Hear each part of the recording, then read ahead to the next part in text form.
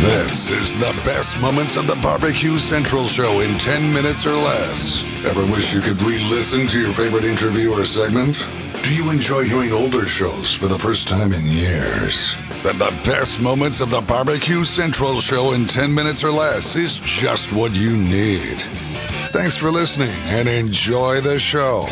Greetings, friends. John Solberg here, your host for the best moments of the BBQ Central Show in 10 minutes or less. Always happy to tell you that this show is brought to you by The Butcher Shop, purveyors of highly sought after 100% Australian non-crossbred Wylara 9+ biscuits that are always, and I mean always, hand-picked just for you. The Butcher Shop has been retailing the finest meats for more than 15 years. Every week they ship out competition quality meats to many of the biggest teams in the competition scene across the nation. Simply put, teams who use the Butcher Shop win and win often. Even if you're not a competitor, you still deserve the finer cuts. The Butcher Shop is shipping some of the finest prime, dry-aged Australian Wagyu and Japanese Wagyu steaks to people just like you and me who aspire to be the kings and queens of the cul-de-sac. The Butcher Shop always has Berkshire, Compart Duroc, Allegiance Duroc, and Prairie Fresh all-natural pork in stock. And again, it is always hand-picked just for you. So let's review. The best competition briskets? Check. Best pork selection? Check. Giving you better overall options to cook at home? Check. So give the Butcher Shop a call today. 850-458-8782. That's 850-458-8782. You mention the BBQ Central Show, you're getting 10% off your entire order each and every single time you call. The Butcher Shop, home of the 100% Australian non-crossbred Wylara 9+ briskets. And we're going to take a jump back to 2015. I'm going to let Greg do the introductions, leading into a little SCA talk.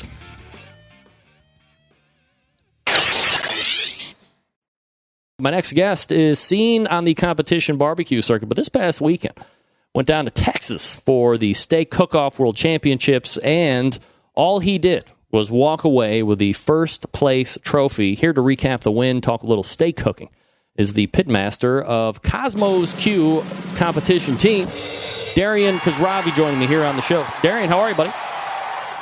I'm pretty good, Greg. How are you doing? Absolutely fabulous, my friend, and appreciate you joining me tonight. So lots to get to when it comes to talking about the steak cooking and all this great stuff that you did down in Texas. But if you could, can you talk to me a little bit for the folks that might be just tuning into the show for the first time or haven't gone through the extravagant run of archives here on this show? A little bit about yourself, kind of how you got into this whole competition barbecue thing.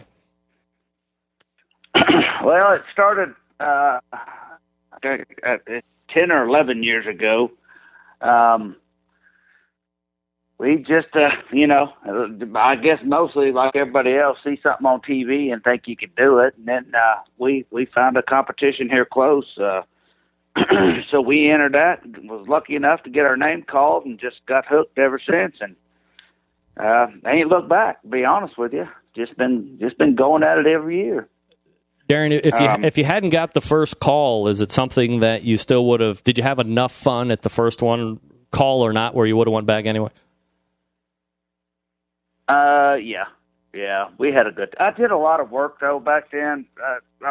10 years ago, it was a lot different than it is now.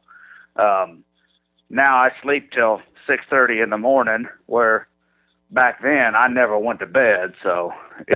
But I still would have went back because, at the end of the day, man, I just love cooking, just the cooking aspect that I absolutely love.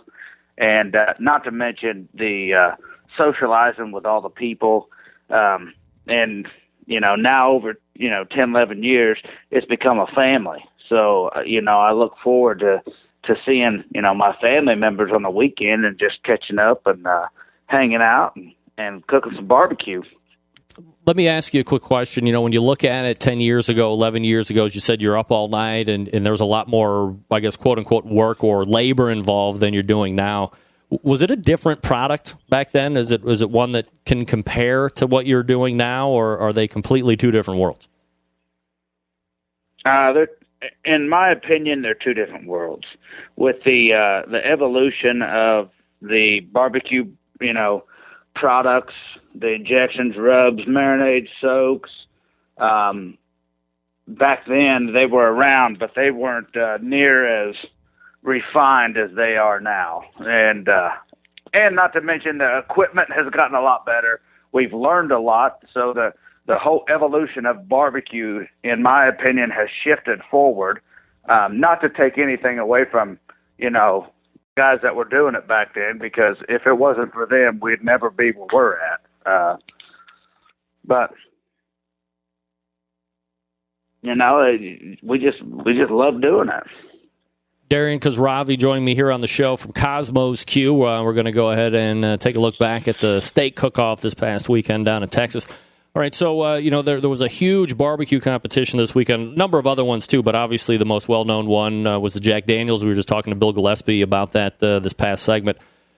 Also, there was the SCA event, the big steak cook-off. So is that something that you had to qualify for previous to getting down there, or kind of, if you can, kind of give me the run-up to that steak cook-off situation? Well, unbeknownst to me, I thought, to be honest with you, I really didn't know much about it. We were actually going to meet the boat rights up at a competition, but we couldn't get in, so we said, we found a steak competition, and we went to it, and we was lucky enough to meet, Dustin and Joe, the reigning world champions for the last 2 years, and just got to talking with them and the birds from down in Texas, and golly, there's a bunch of them, BBQ, just a bunch of guys, and we just got to talking, and I'll be honest with you, I didn't know that there was this whole world of steak competition. That is, realistically, it's as much fun as barbecue, if not more sometimes. And that's only because of the aspect of you don't have to do it's not nearly as labor intensive as barbecue is. But I didn't know. So we got to talking to them guys, and, there was other barbecue competitions around here close, and we was looking at our schedule, and I'm like, well, I don't want to travel 500 miles if I got, a steak competition that's, an hour from my house. So we got to doing a couple steak competitions and, just filling the gaps in between barbecue. And I still didn't know that I had qualified, or I didn't qualify on a week, because there's 2 ways you can qualify to go to the World Championship, and that's one, you have to be one of the top ranked teams in the point standing, or have to win a competition. And we were just learning it, figuring it out. I think we only did like 5 or 6 of them, and at that point, I think it was just 4 or 5. And somebody had said, "Hey, man, dude, you're 3 points away." from being qualified to go to the world champion. And I'm like, what? I didn't know nothing about it. And I actually had a friend, he brought the spreadsheet over to my house, and, he taped it up on the wall, and he's like, look where you're at. And I was like, oh, I didn't know. So I was like, well, hell, let's go cook a steak competition. We wasn't doing nothing that weekend. So we packed up and head down to Sweetwater, and we got lucky enough. We just needed a 9th place call, and we got lucky enough. We got 6, and that got us into the top points into the SCA championship. So we got an invite on that.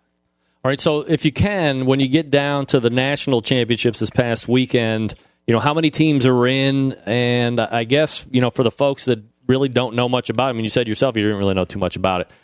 Is it just like a one-day thing? Do you bring your own meat? Kind of set that scene for us if you could.